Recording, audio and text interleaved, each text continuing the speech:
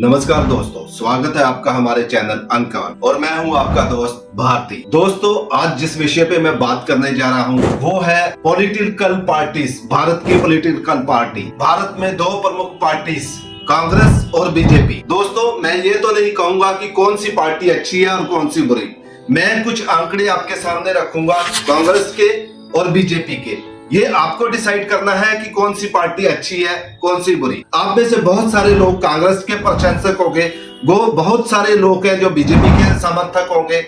मैं किसी भी पार्टी को अच्छा या बुरा नहीं कहूंगा, ये फैसला आपको करना है। मैं तो बस आपके सामने कुछ आंकड़े रखता हूँ। तो चलिए दोस्तों, वीडियो को शुरू करते हैं। दोस्तों, देश की हर सरकार, चाहे वो बीजेपी हो या कांग्रेस, हर सरकार ने इंफ्रास्ट्रक्चर डेवलपमेंट पर बहुत काम किया है। आज मैं इंफ्रास्ट्रक्चर से ही शुरुआत करता हूं इस वीडियो पर। सवाल ये है कि कौन सी सरकार ने सबसे अच्छा काम किया है। बात करें कांग्रेस गवर्नमेंट की, तो साल 2014 के पहले तक भारत में हर दिन 11.7 किलोमीटर के एवरेज से सड़क बनाई जा रही थी, जो कि 2014 से 2018 के बीच 27 किलोमीटर पर डे हो गई।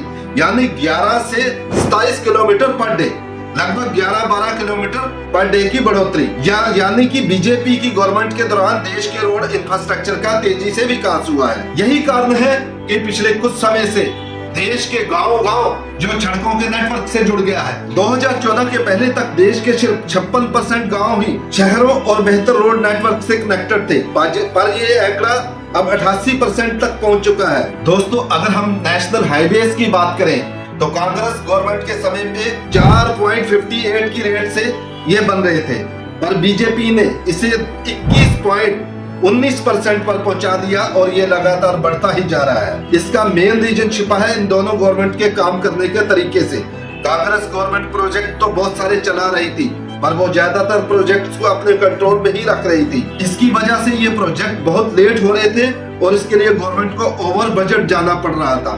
दूसरी तरफ अगर देखें बीजेपी गवर्नमेंट को, तो उन्होंने प्रोजेक्ट को प्राइवेट प्लेयर की झोली में डाला और ज्यादातर प्रोजेक्ट को समय से पहले ही पूरा कर दिया। यानी कि बीजेपी की पब्लिक टू प्राइवेट वाली पॉलिसी ने काम को तेजी से आगे बढ़ाया है। अब बात करते हैं देश की लाइफलाइन यानी हमारे रेलवे नेटवर्क की। कांग्रेस गवर्नमेंट के दौरान रेलवे के डेवलपमेंट में 2.3 लाख करोड़ रुपए खर्च होते थे, जो बीजेपी गवर्नमेंट ने बढ़ाकर 3.8 लाख करोड़ से ज्यादा कर दिए हैं। बात करें कि किसने कितनी रेलवे लाइन बछाई है, तो इसमें बीजेपी कहीं आगे है। बीजेपी ने 9500 रेलवे लाइन्स बिछाई है, जो कि कांग्रेस के 7600 के आंकड़ों से कहीं ज्यादा है। दोस्तों, देश में चाहे कांग्रेस की गवर्नमेंट रही हो या बीजेपी गवर्नमेंट को हो, दोनों ही गवर्नमेंट ने पॉलिसीज पे बेहतर काम किया है। बात करें कांग्रेस की दी हुई पॉलिसीज की, तो इसमें right to education, right to information, MNREGA scheme, ये कुछ खास पॉलिसीज रही है। तो जो 2014 से लेकर बीजेपी ने जो पॉलिसीज बनाई है, उसमें मेक इन इंडिया, स्वच्छ भारत मिशन, जन धन योजना, जीएसटी, स्मार्ट सिटी प्रोजेक्ट्स, उज्जवल योजना, बेटी बचाओ बेटी पढ़ाओ जैसी पॉलिसीज लॉन्च की है। अब ये मैं नहीं कहूंगा कि ये पॉलिसी इसमें कांग्रेस पीछे रही है, पर बीजेपी की पॉलिसीज का असर वाइड स्प्रेड देखने को मिला है दोस्तों, और लोगों को इसका फायदा जमीनी स्तर पर भी पहुंचा है। अब बात करते हैं कश्मीर की धारा 370 के बारे में। दोस्तों, कश्मीर की शांति के लिए दोनों ही गवर्नमेंट ने अपने तरीके से स्टैंड लिए हैं। एक तरफ कांग्रेस आर्टिकल 370 को कंटिन्यू करते हुए कश्मीर को स्पेशल स्टेटस में रखना चाहती थी और उसके साथ शांति की बात करना चाहती थी, तो बीजेपी ने इस मामले में कड़ा रुख अपनाया। बीजेपी ने आर्टिकल 370 को हटाकर दुनिया को ये क्लियर कर दिया कि कश्मीर पूरी तरह से भारत का हिस्सा है। इसका रिजल्ट ये हुआ कि पिछले कुछ सालों में कश्मीर घाटी में शांति बहाल हुई और कोई बड़ा टेररिस्ट अटैक देखने को नहीं मिला है। दोस्तों, देश की सिक्योरिटी के मामले में दोनों ही गवर्नमेंट की पॉलिसीज एक दूसरे से काफी डिफरेंट रही है।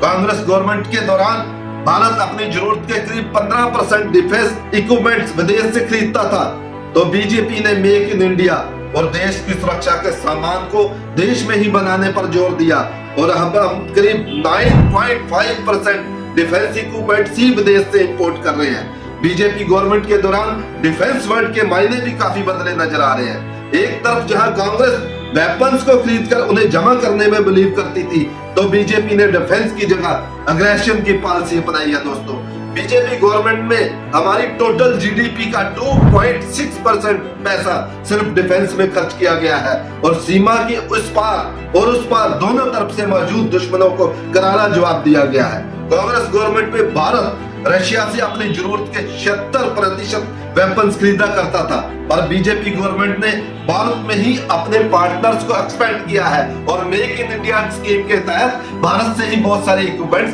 खरीदे जा रहे हैं। इसी कारण से रशिया से किया जाने वाला इंपोर्ट अब सिर्फ 58% ही बचा है। पर भारत और रशिया के रिलेशन पर इससे कोई असर नहीं पड़ा और भारत को और भी ट्रस्टेड फ्रेंड्स मिले हैं। अब बात करते हैं उस मुद्दे की जो बीजेपी गवर्नमेंट के आने के पीछे की मुख्य वजह रहा है। जी हाँ, मैं बात कर रहा हूँ करप्शन की। कांग्रेस के समय में इतने घोटाले हुए कि सुब्रमण्यम स्वामी ने तो इसकी पूरी ही ABCD सुना डाली।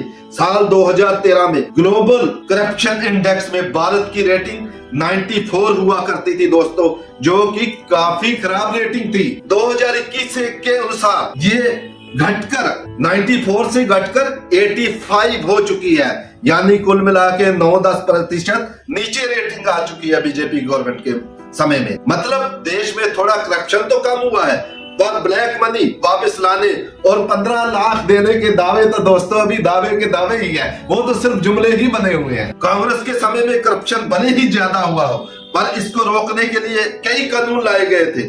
2006 में कांग्रेस ई गवर्नमेंट का मॉडल लेकर आई थी, जिससे प्रोसेस को ज्यादा ट्रांसपेरेंट बनाया जा सके। साल 2011 में UN कैट यानी कि United nation convention against corruption को लागू करना भी एक अहम फैसला था। अन्ना हजारे के जबरदस्त प्रोटेस्ट के बाद 2013 में कांग्रेस गवर्नमेंट ने लोकपाल बिल को भी मंजूरी दे दी थी। अब बात करें बीजेपी की, तो इस सरकार में डीमोनेटाइजेशन किया गया और GST भी लागू हुआ, पर इसका जमीनी स्तर पर कुछ फिलहाल अभी तक कोई खास नजर नहीं आ रहा। दोस्तों जब हम बात करते हैं परिवारवाद की, तो हम सभी जानते हैं कि कांग्रेस पार्टी पूरी तरह से गांधी परिवार के इशारों पर चलती है। यहाँ तक कि जब मनमोहन सिंह देश के PM थे तो उनको पपेट PM भी कहा जाता था। पर हमें ये नहीं भूलना चाहिए कि डॉक्टर मनमोहन सिंह ने देश को कई बड़े फाइनेंशियल क्राइसिस से निकाला है और साल 2008 के मार्केट क्रैश के बाद उनकी लीडरशिप में ही देश ने रिकवर किया था। यदि हम परिवारवाद की बात करते हैं तो कांग्रेस की रियलिटी और यही कारण है कि उसके कई बड़े लीडर पिछले दिनों कांग्रेस छोड़ चुके हैं। बात करें बीजेपी की, तो यहाँ भी परिवारवाद हमें मिलता है, लेकिन हाई स्तर पे भी मिलता है, निचले स्तर पे भी मिलता है, लेकिन कांग्रेस से थोड़ा कम है। दोस्तों इन सभी फैक्टर्स को देखने के बाद ये कहना तो बनता है कि पिछले कुछ सालों में देश ने विकास तो निश्चय रूप से किया है, पर इसका क्रेडिट किसे दिया जाना चाहिए, बीजेपी को या कांग्रेस को? दोस्तों ये फैसला आपको करना है। मैं ये कोई भी रिकमेंडेशन नहीं कर रहा कि आप कौन सी पार्टी देश के लिए बढ़िया है। आपको सोचना है, आंकड़े आपके सामने हैं, आपको फैसला करना है कौन सी पार्टी देश हित के लिए, जनहित के लिए, रोजगार के लिए काम कर रही है। ये फैसला आपके हाथ में है। तो ये था दोस्तों आज का वीडियो। अगर आपको वीडियो अच्छा लगा तो वीडियो को लाइक, शेयर, सब्सक्राइब जरूर करना, ताकि अगली बार हम फिर इस तरह के एक वीडियो लेके आ सकें। धन्यवाद।